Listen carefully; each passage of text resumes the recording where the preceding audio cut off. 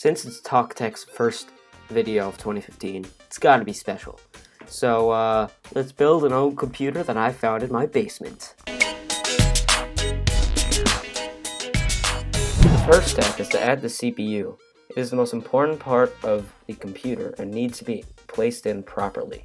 So you see that there are pins on the back, and you need to make sure that the pins get aligned to the socket on the motherboard.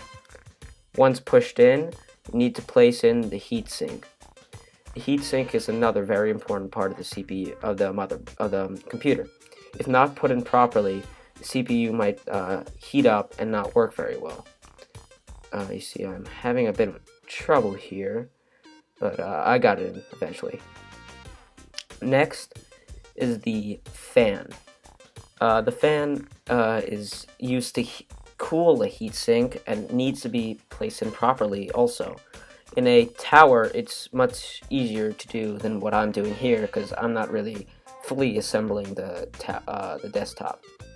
You need to make sure that you place in the socket into the right place right over there. So now if you've done all of that, then we can get on to the RAM. Adding the RAM is fairly simple. In my computer there were two sockets that were for the RAM. In other computers there may be four or there may only be one. So what you need to do is you need to unclip the little clips on the socket like I just did before and push the RAM in as hard as you can. Don't worry about pushing in too hard. It should lock in place, and once it's in, it's in. Next up is the optical drive. I'm using a Samsung drive, and you can see the ports on the top. They should be the same as yours. In order to make it work, you need a ribbon cable, one that can connect into the motherboard and one that can connect into the optical drive.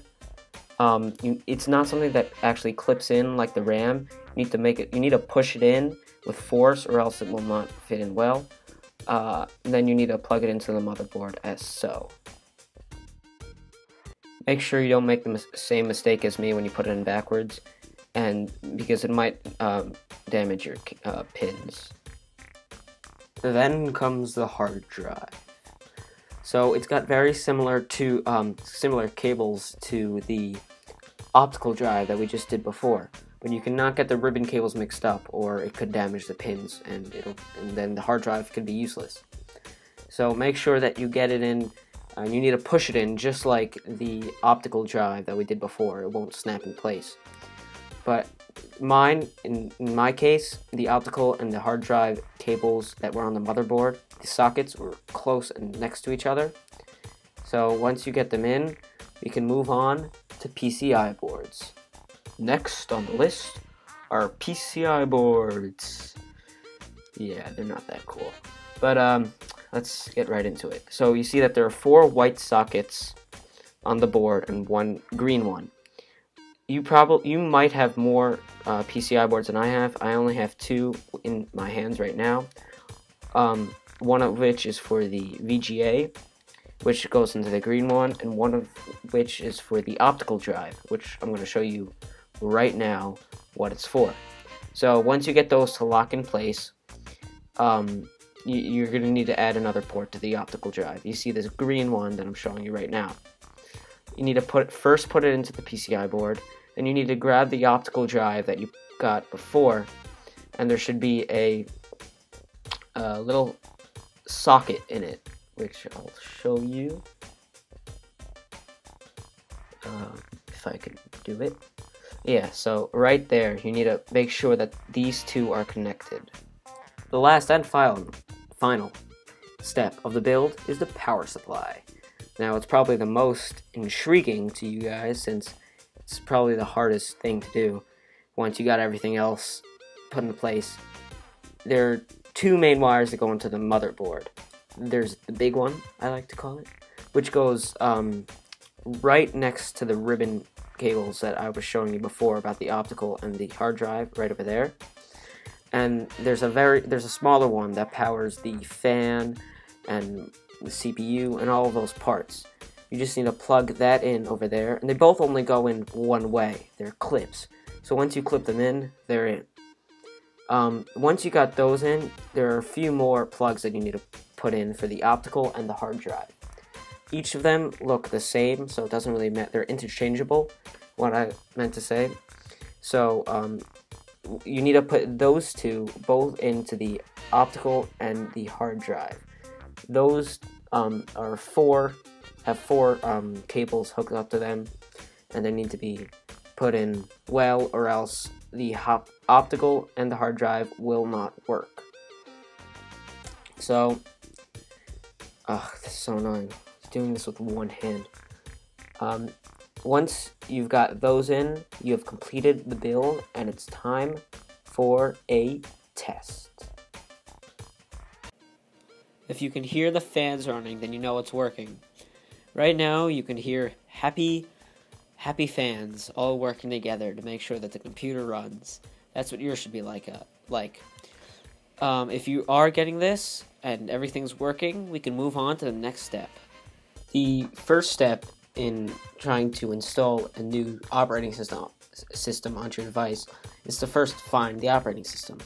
Now, there are many options out there, including Windows, which I'm sure many of you would like to use. So if you want to get that, you just have to buy the DVD. Or Linux. That's what I'm going to be using in today's test. So I'm going to go to Ubuntu.com, and for my purposes, I'm going to be installing Ubuntu. It's free, and it's a perfect operating system for my case. Once you've downloaded your operating system and put it onto a CD, you can go on to the next step. The first step is to take out any plugs that you have in the power supply. Next is to make sure that you have a monitor that you can connect to your computer.